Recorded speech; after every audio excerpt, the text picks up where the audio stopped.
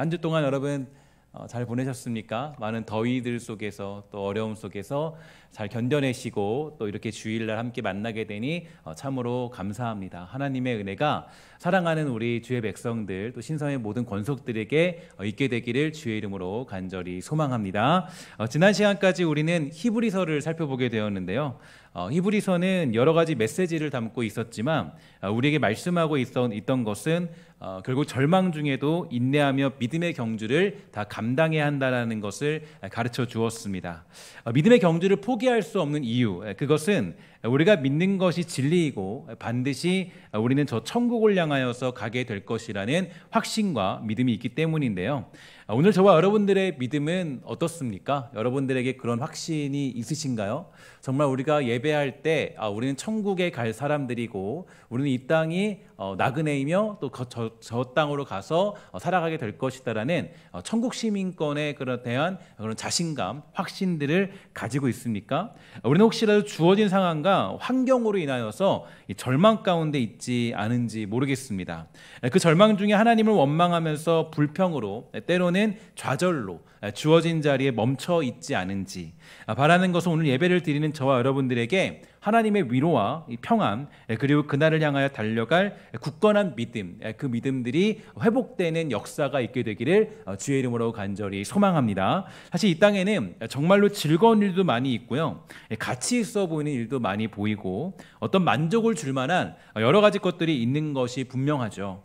그러나 그러한 모든 것들은 결국에 헛된 것이고 그것은 잡으면 없어져 버리는 거품과 같다라는 것을 우리 잊지 말아야 될 텐데, 전도서 1장 2절을 보니까 우리에게 이렇게 가르쳐주고 있습니다. 함께 읽어보도록 할까요? 시작. 전도자가 이르되 헛되고 헛되며 헛되고 헛되니 모든 것이 헛되도다. 아멘. 그러니까 우리가 복음을 가지고 살아야 되고 말씀을 중심으로 하여 살아야 되는 이유는 바로 이 땅의 그 모든 것들은 헛되기 때문이죠. 그래서 우리는 무슨 일을 만나도 어떠한 상황과 이 환경들 속에서도 진리 되신 예수 그리스도를 믿고 따르는 믿음을 포기할 수 없습니다. 왜냐하면 예수님만이 참된 진리가 되시기 때문인데요. 우리의 신앙을 점검하며 요한복음 14장 6절 말씀 함께 읽도록 하겠습니다. 시작. 예수께서 이르시되 내가 곧 길이요 진리요 생명이니 나로 말미암지 않고는 아버지께로 올 자가 없느니라. 아멘. 바로 이것이 우리의 믿음이죠. 우리의 믿음이라는 것은 예수님만이 참된 진리이시고 또 우리의 믿음의 생활, 신앙생활만이 유일한 진리고 가치가 있다는 것을 믿는 것, 이게 바로 우리가 믿는 믿음의 모습들입니다. 그렇기 때문에 우리는 인내해야 되고요, 믿음의 경주를 멈춤이 없이 달려야 된다. 이게 히브리서 기자가 우리에게 전달해 주던 메시지였습니다. 하지만 악한 영들은 어떻습니까?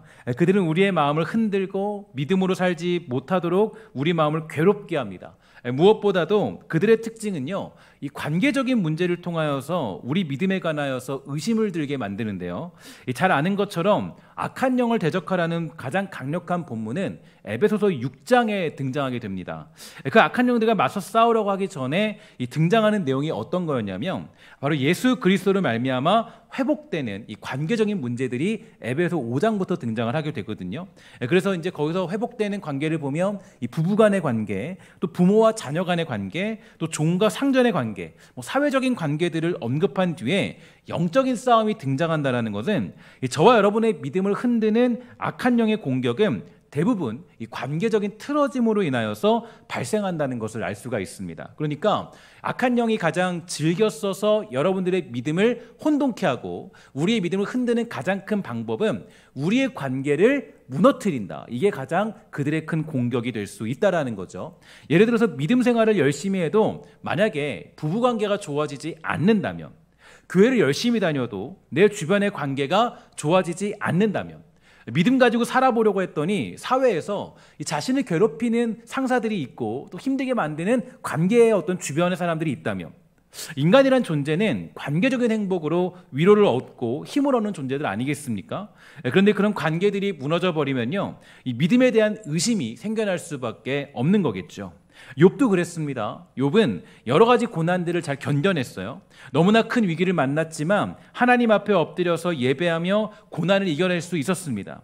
자신을 원망하는 아내와 자기를 인정하지 못하는 욥의 친구들을 만나게 되자 그 믿음의 사람 욥도 거기서 흔들리게 되고 거기서 무너지게 되며 괴로워합니다. 사실 그것이 믿음의 위기를 만드는 가장 큰 공격이기 때문이죠. 그러나 우리는 그러한 때도 잊지 말아야 될 것이 있는데요.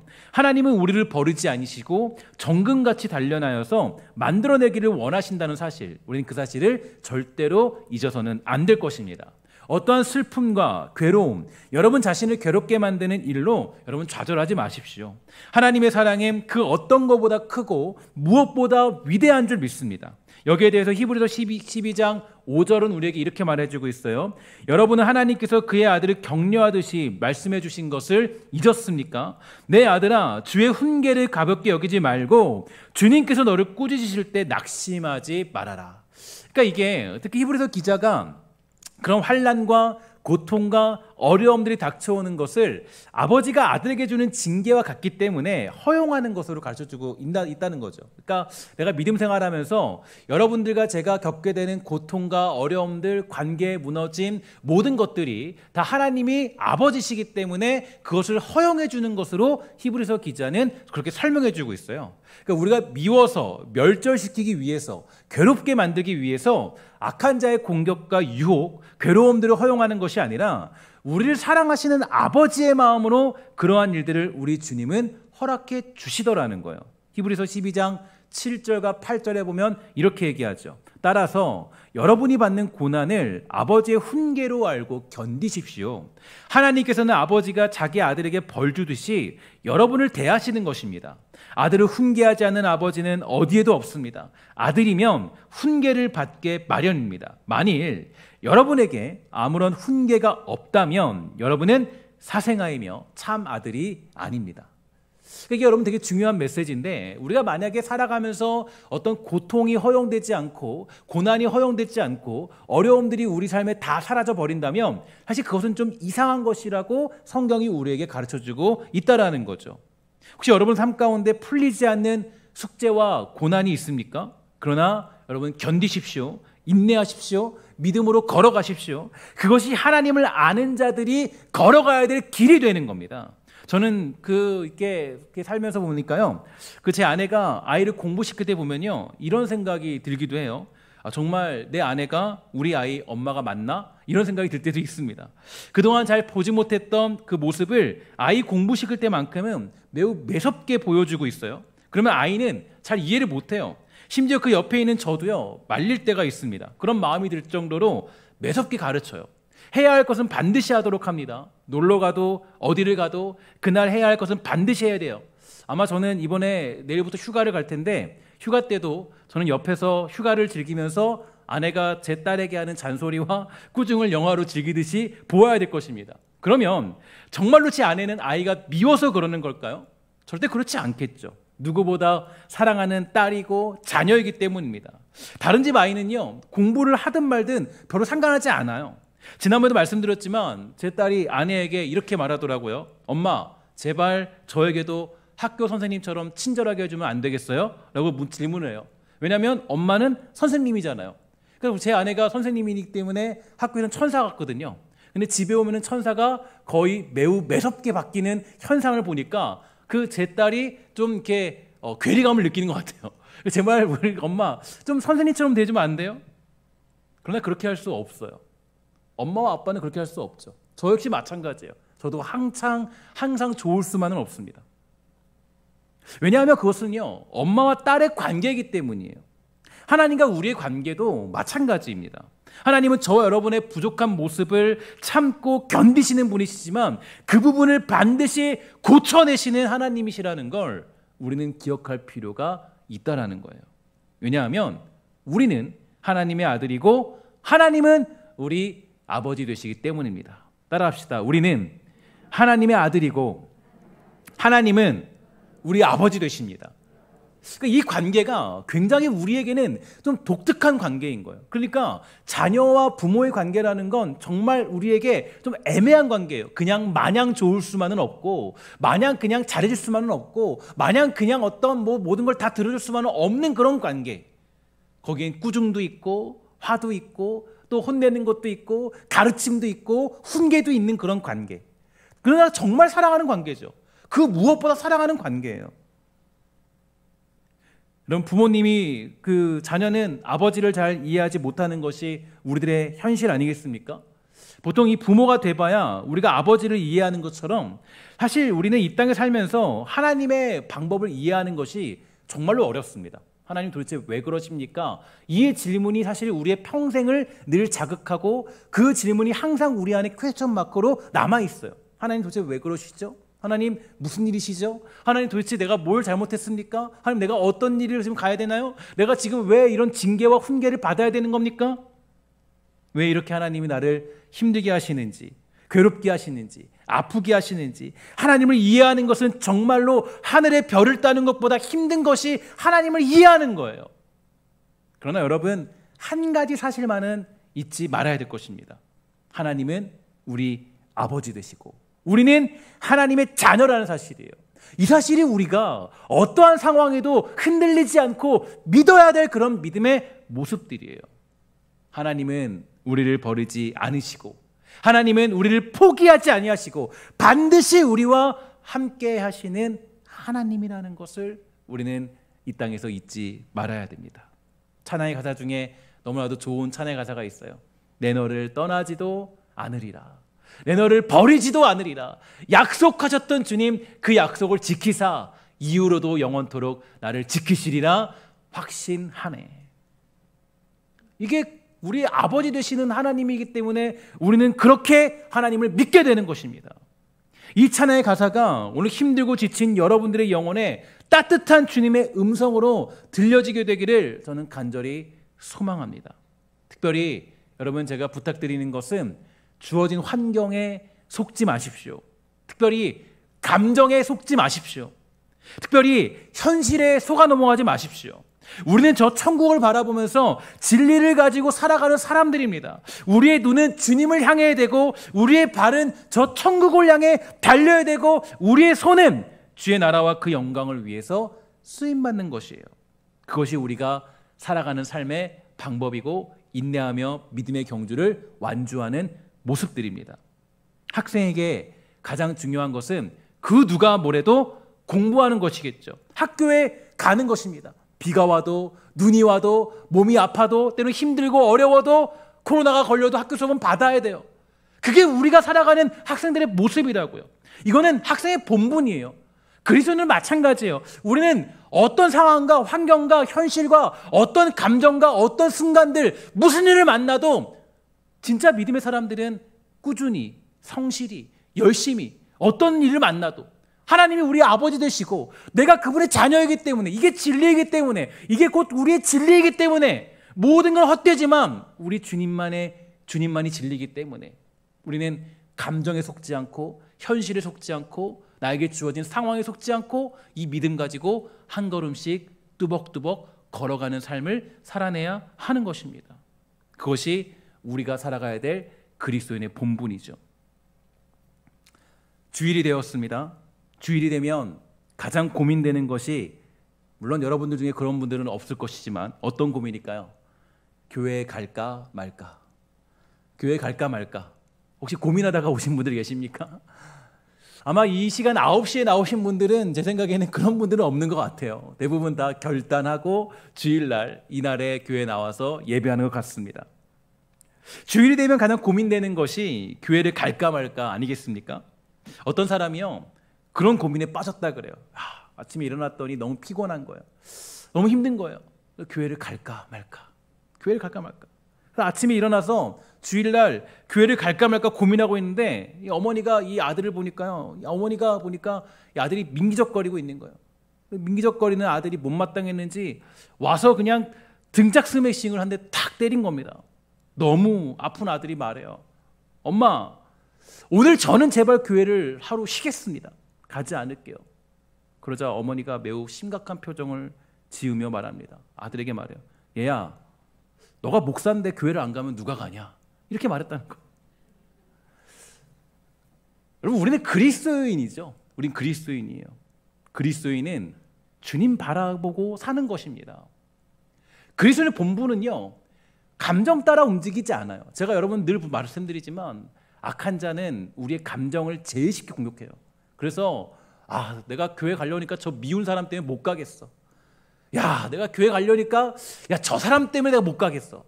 내가 지난주에 뭐 어떤 일이 있었는데 그것 때문에 내가 못 갈 것 같아. 이번 주에 내가 너무 마음이 안 좋아서 안 갈 것 같아.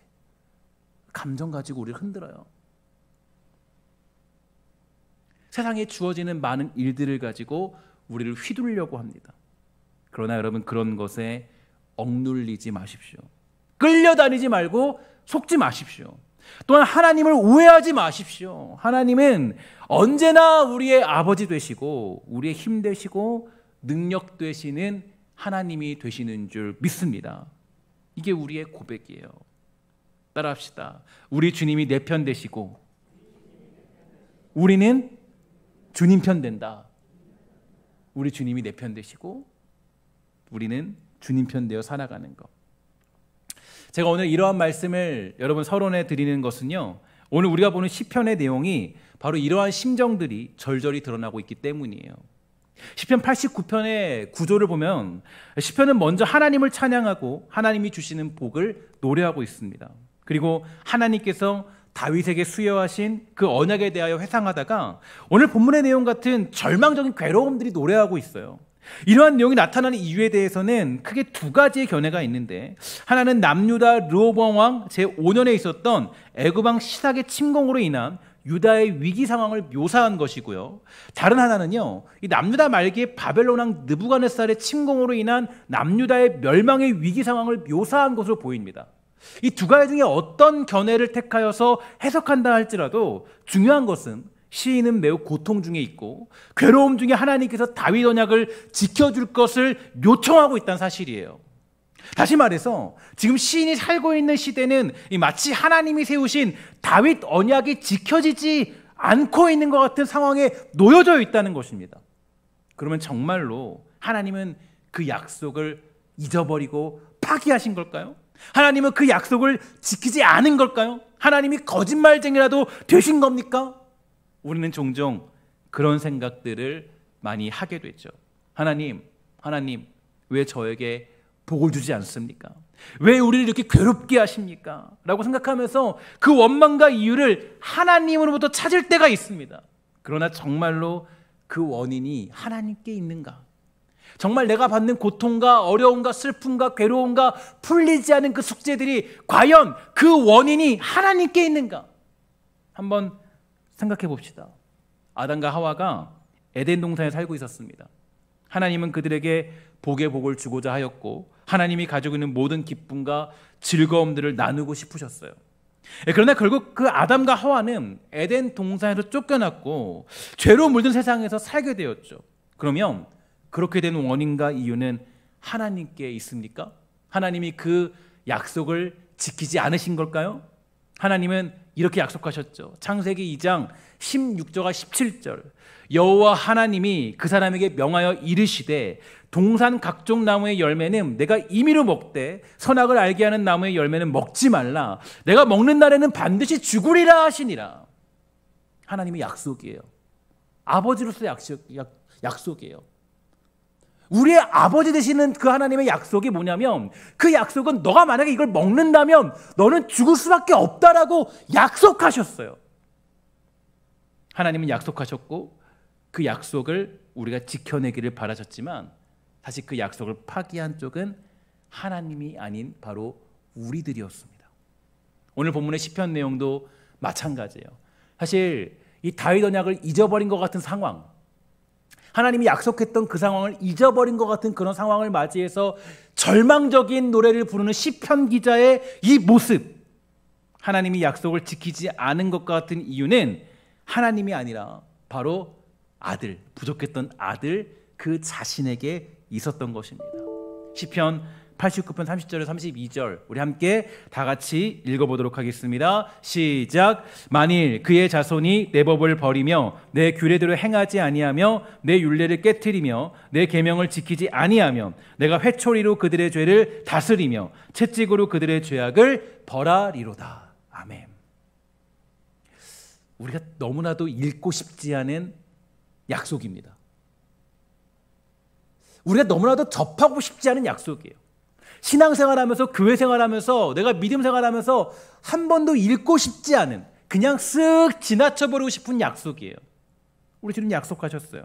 만일 그의 자손이 내 법을 버리며 내 규례대로 행하지 않으면, 내 윤리를 깨트리며 내 계명을 지키지 않으면 내가 회초리로 그들의 죄를 다스리며 채찍으로 그들의 죄악을 벌하리로다. 아버지이기 때문에 하실 수 있는 약속이에요. 종종 우리는 이런 것이 하나님의 약속 안에 있다는 것을 의지적으로 잊어버리고 의지적으로 생각하고 싶어 하지 않습니다. 나에게 좋은 것들만, 나에게 필요한 것들만 요구할 때 하나님의 약속을 들이밀지, 이러한 약속이 이루어질 것이라는 생각을 잘 하지 않는 것이 우리들의 모습들이에요. 그것은 마치 공부를 안 해도, 대충 살아도, 아무 생각 없이 살아도 그저 부모님은 돈이나 주고 밥이나 차려주고 필요한 것만 달라고 하는 그런 불효 자식과 같은 모습이 아니겠습니까? 사실 저는 그런 고민을 많이 한 적이 있습니다. 하나님, 목사가 돼도 왜 이렇게 힘든 거예요? 아직도 남았습니까? 목사 안수를 받으면 제 등에서 이 천사와 같이 날개라도 활짝 펴 올라야 하는데, 목사 안수를 받을 때나 받지 않을 때나 여전한 저의 모습과 상황과 환경들, 부족한 내 모습, 불완전한 저의 삶을 보면서 너무나 괴로워한 적이 있었습니다. 그래서 하나님께 물었어요. 하나님, 아직까지 제가 이 힘든 과정과 힘든 일들을 겪어야 됩니까? 언제까지 가야 될까요? 그렇게 새벽을 깨우며 기도하다가 하나님이 주신 놀라운 응답, 제가 그 응답이 저게 너무나 컸어요. 하나님 뭐라 그러냐면, 하나님 이렇게 말씀하셨습니다. 나는 너의 아버지다. 나는 너의 아버지다. 하나님이 우리 아버지 되시는 거예요. 하나님은 우리 아버지 되시기 때문에 우리의 어떤 그런 모습과 부족한 모습, 내가 언약을 파기해도 살아가는 그 모습들을 하나님은 참아내지 못하시고 이것을 가지고 징계하시기도 하며 고쳐내기도 하시는 분이 우리 하나님이십니다. 하나님은 저와 여러분들, 우리의 불의, 우리의 못난 모습, 우리의 모난 감정들, 우리의 잘못된 생각들, 우리의 악한 감정들, 남을 용서하지 못하고 사랑하지 못하고 인정하지 못하고 그 모든 환경 가운데 나타나는 나의 악한 습성들, 하나님은 그런 것들을 참지 않으시는 하나님이라는 거예요. 하나님은 저의 불의를 참지 않는 하나님이시죠. 저의 거짓을 용납하지 않으세요. 제 못난 성품을 그냥 두지 않는 분이 우리 하나님이시더라고요. 왜냐하면 하나님은 우리 아버지 되시기 때문이에요. 언약을 파기해도 그냥 그래 너 잘했다, 내가 복 줄게, 이러는 하나님이 아니시더라고요. 시편 89편에 나타난 내용처럼 그 다윗의 그 어떤 언약을 지켜달라고 호소하는 그 자리까지 우리를 밀어넣으시는 하나님이시더라고요. 왜냐? 그래야 그들이 고쳐지고 그들이 회복되고 그래야 나의 사랑하는 자녀들이 올바른 길로, 올바른 성품으로 변화되기 때문에. 그래서 하나님, 다윗 언약을 제발 지켜주세요. 그것을 잊어버리셨습니까? 하나님 상기시켜주세요. 고백하는 그 자리까지 하나님이 우리를 인도하시는 하나님이세요. 왜냐? 이유는 간단해요. 하나님은 우리 아버지 되시기 때문입니다. 만약에 이웃 주민이라면, 만약에 이웃에 있는 어떤 다른 가정의 아버지라면, 내가 다윗 언약을 파기하든, 내가 망나니로 살든, 내 감정이 어떻든, 내 성격이 모났든 잘났든 하나님은 참 흥하지 않으실 것입니다. 여러분의 성격이 어떻습니까? 완벽하다고 생각하십니까? 여러분 성격이 정말로 천국 가도 괜찮다고 생각하십니까? 저는 언젠가 그런 생각을 했어요. 천국 가면, 만약에 내가 이 모습 이대로 천국 간다면 그것은 천국이 아니라 지옥이 될 것이다. 하나님은 우리의 모난 성품들을 받아들이지 않으세요. 여러분과 저의 그 악한 모습들을 하나님은 인정하지 않으세요. 왜냐? 우리 아버지 되시기 때문에 이 땅에서 우리를 징계하심으로 말미암아 우리를 고쳐내시는 하나님이 우리 하나님 되시더라는 거예요. 약속을 어겼기 때문에 혼이 나는 것이 절대로 아닙니다. 약속을 어겨도 다른 사람 같으면 그냥 넘어갈 수 있겠지만 아버지는 길을 써서라도 자녀가 약속을 지킬 수 있도록 만드는 것, 그것이 바로 아버지의 역할이 되는 거죠. 자녀가 잘못하면 아버지가 그 상대방에게 머리 숙여 죄송하다고 용서해달라고 할 수 있을지언정 자녀에게만큼은 그렇게 할 수 없는 것이 바로 아버지의 마음 아니겠습니까? 사실 시인은 지금 자신에게 벌어지고 있는 이런 상황을 보면서요, 하나님을 오해하고 원망하며 불평스러운 마음이 들었던 것으로 보입니다. 그러나 결국 그는 깨닫죠. 맨 마지막에 뭐라 그래요? 아멘, 아멘, 아멘, 아멘. 이 얘기는 곧 하나님은 우리 아버지 되시는구나. 시편 기자는 깨달았고 히브리서 기자도 이 사실을 동일하게 깨달았습니다. 히브리서 12장 8절 우리 한번 다 같이 한 번 더 읽도록 할게요. 시작. 징계는 다 받는 것이거늘 너희에게 없으면 사생자요 친아들이 아니니라. 아멘. 이 사실을 깨달은 게 바로 오늘 시편 89편의 기자의 고백이 되는 거예요. 이 89편의 기자도 똑같은 걸 깨달은 거예요. 뭘 깨달았느냐? 처음에는 하나님이 다윗 언약을 파기한 것이 이해가지 않았지만 기도하고 묵상하며 엎드리며 그 하나님의 아버지 되심을 깨달으니까 결국에는 그 내가 받게 되는 이 고통도 하나님 아버지께서 걷어가실 것이고, 아버지는 이걸 가지고 우리를 죽이지 않잖아요. 그죠? 언젠가는 그 고통을 걷어가시잖아요. 왜냐? 아버지시니까. 그 사실을 깨달았던 이 시편 89편의 기자가 그 마지막 감격으로 마지막에 다 표현되어 있지는 않지만 외치는 거예요. 아멘! 아멘! 하면서 외치는 두 번의 이 어떤 고백이 선포가 나오잖아요. 하나님, 당신은 나의 아버지 되십니다.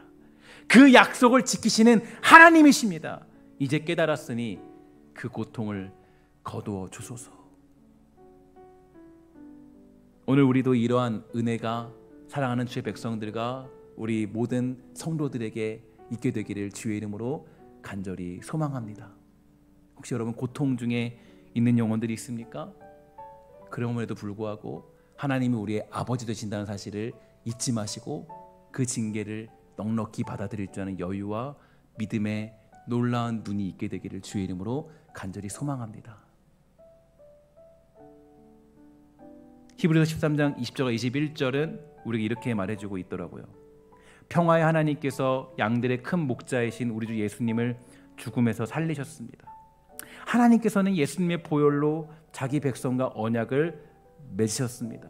바로 이 하나님께서 여러분에게 필요한 모든 좋은 것들을 내려주셔서 여러분이 하나님의 일을 잘할 수 있게 되기를 바랍니다. 또 예수 그리스도를 통해 우리 안에서 그의 기뻐하시는 뜻이 이루어지기를 기도합니다. 예수 그리스도께 길이 영광이 있을 것입니다. 아멘. 사실 이 고백은 고통 중에 있는 영혼들에게 선포되어지는 메시지거든요. 저는 오늘 우리 아버지 되시는 주님으로부터 누리는 위로와 평안, 각양각색의 좋은 은사들이 사랑하는 성도들에게 있게 되기를 주의 이름으로 간절히 소망합니다. 주어진 자리에서 인내하십시오. 하나님이 내 아버지 된다는 사실은 절대로 변함이 없습니다. 감정에 속지 마세요. 환경에 속지 마세요. 관계의 무너짐에 속지 마세요. 고통에 속지 마세요. 그것들은 모두가 우리에게 이렇게 얘기해요. 하나님이 너의 아버지 되시는 게 맞냐? 정말 너의 아버지 맞아? 너희 아버지라면 어떻게 너를 그렇게 힘들게 만들 수 있니? 하지만 히브리서 기자는 정확하게 얘기하죠. 징계는 다 받는 것인 것을. 만약에 징계가 없다면 그 사람은 사생하여 친아들이 아니니라. 주어진 자리에서 인내하며 믿음으로 살아가기를 주저하지 마십시오. 여러분 두려워하지 마시고 하나님이 우리 아버지 되심을 믿으시고 담대히 주어진 상황을 이겨내는 소망의 사람 되기를 주의 이름으로 간절히 소망합니다. 성령께 은혜를 구한다면 정말 하나님의 뜻을 깨달을 수 있을 것이고 참된 우리 아버지가 주시는 은혜가 무엇인지 깨닫게 될 줄 믿습니다. 오늘 혹시라도 고통 중에 있는 우리 모두에게 우리 아버지 되시는 하나님의 은혜와 사랑이 여러분 모두에게 넘쳐나게 되기를 주의 이름으로 간절히 축원합니다. 기도하도록 하겠습니다. 하나님 감사합니다. 우리 사랑하는 백성들 중에 고통과 어려움 속에서 하나님이 내 아버지란 사실을 잊어버리는 경우도 있습니다. 아니, 아버지라면 왜 나를 이렇게 힘들게 만드십니까? 아니, 아버지라면 왜 나를 이렇게 어렵게 만드십니까? 모든 고통을 다 거두어가도 모자른데 하나님 왜 여전히 나에게 고통과 어려움과 풀리지 않은 숙제들이 가득히 내 인생에는 남아 있습니까? 하나님, 혹시라도 이런 고민 속에 빠져서 하나님이 내 아버지 되심을 잊어버리는 영혼들이 있다면 그들에게 하는 축복하여 주심으로 말미암아 그들 모두가 다시 한번 하나님이 내 아버지 되심으로 주시는 징계와 그 모든 고통들을 우리 아버지이기 때문에 주신다는 사실, 하나님의 사랑 안에 주시는 하나님의 은혜라는 것을 잊지 않도록 주님 허락하여 주시고 믿음의 담대함과 굳건함들을 사랑하는 주의 백성들 우리 모두에게 주님 허락하여 주시옵소서. 하나님, 요즘 이 신성의 건속들 가운데 혹여라도 아픔 중인 영혼들이 있습니까? 어려움 중인 영혼들이 있습니까? 슬픔 속에서 믿음의 문제들이 해결되지 않아서 고통에 빠진 영혼들이 있다면 그들을 위로하여 주시고 하나님이 내 아버지 되심을 잊지 않고 살아가는 귀하고 아름다운 하나님의 사랑과 은혜가 넘쳐날 수 있도록 주님 축복하여 주시옵소서. 모든 말씀 예수님의 이름으로 간절히 기도합니다. 아멘.